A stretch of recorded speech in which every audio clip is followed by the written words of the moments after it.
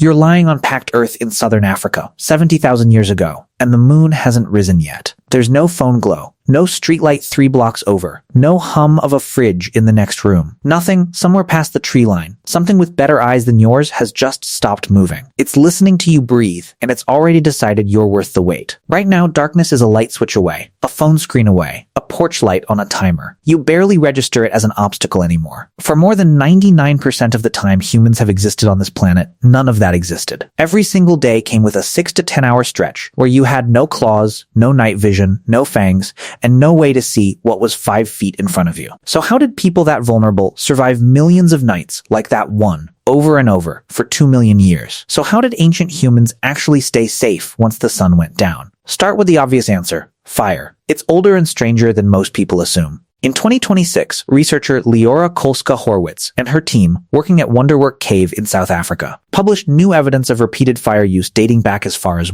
79 million years. Burned bones were found more than 30 meters inside the cave, deep past the point where a natural wildfire could ever reach on its own. That distance is the whole story. Nothing about wind or lightning explains fire that far underground. Researchers believe the most likely occupants were early Homo erectus, a species that hadn't yet figured out how to make fire from scratch. Someone carried an ember in from a wildfire miles away, fed it, and kept it breathing through the night, long before anyone on Earth knew how to strike a spark from nothing. So, fire solved the seeing problem. It didn't solve everything, because for a very long time, ancient humans and their close relatives weren't the danger lurking in the dark. They were the meal. In 1970, paleoanthropologist C.K. Bob Brain examined a small fossil skull, cataloged as SK54, pulled from Swartkrans Cave in South Africa, and dated to somewhere around 1.5 million years old.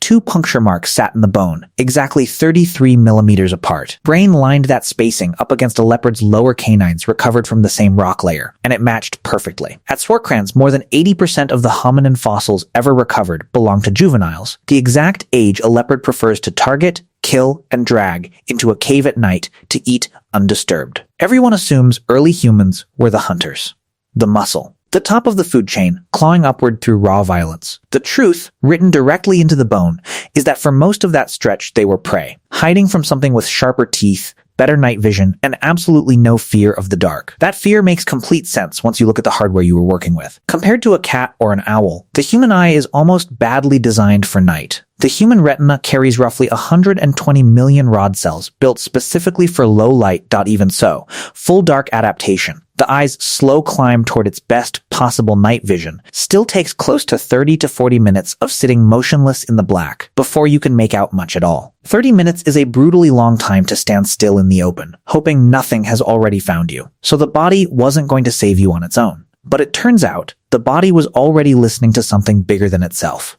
In 2021, biologist Horacio de la Iglesia and his team, publishing in Science Advances, tracked sleep in the Tobacom communities of rural Argentina using wrist-worn activity monitors. In communities with little or no electric light, people went to bed an average of 40 minutes later and slept measurably less in the nights leading up to a full moon. The effect showed up even in University of Washington undergraduates sleeping under city light pollution. The moon, it turns out, has been quietly running a night shift schedule for the human body long after most of us stopped needing it. Extra light for extra vigilance on exactly the nights predators could see you best too. So the moon bought a little safety on its own.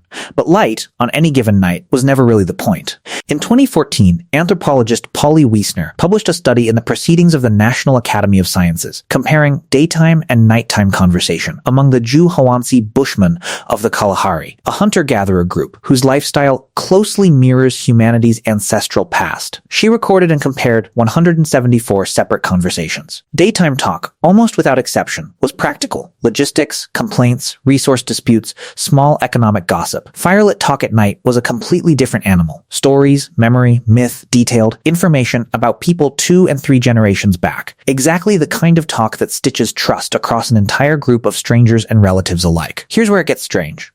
The fire wasn't only keeping predators off of bodies, it was keeping a group glued together in the mind, night after night, for 1 million years. And that glue may have mattered more for long-term survival than the flame itself ever did. So ask the original question one more time. How did ancient humans stay safe in complete darkness? The honest answer quietly stops being about fire, or eyes, or moonlight, or claws. Fire bought time. Firelight bought trust. And trust, repeated every night for 1,000,000 years, built something no single hunter or lone sleeper could ever build alone. A group willing to take turns staying awake for each other, so everyone else could actually close their eyes. Anthropologists studying modern hunter-gatherer camps have documented exactly this pattern. Fires kept low and constant through the night, with someone always half awake near the flame, tending it and listening, while everyone else slept deeper than they otherwise could. The real defense against the dark was never a weapon.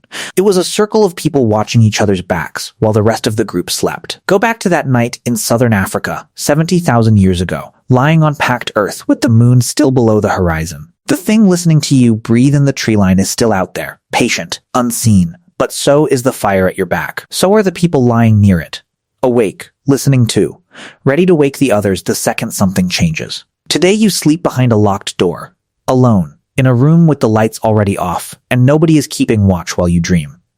Somewhere in that trade, you gave up almost all of that watching in exchange for privacy and quiet. The dark stopped being dangerous. Somewhere along the way, most of us also stopped sleeping in a circle. We didn't just defeat the night. We forgot we ever needed each other to survive it.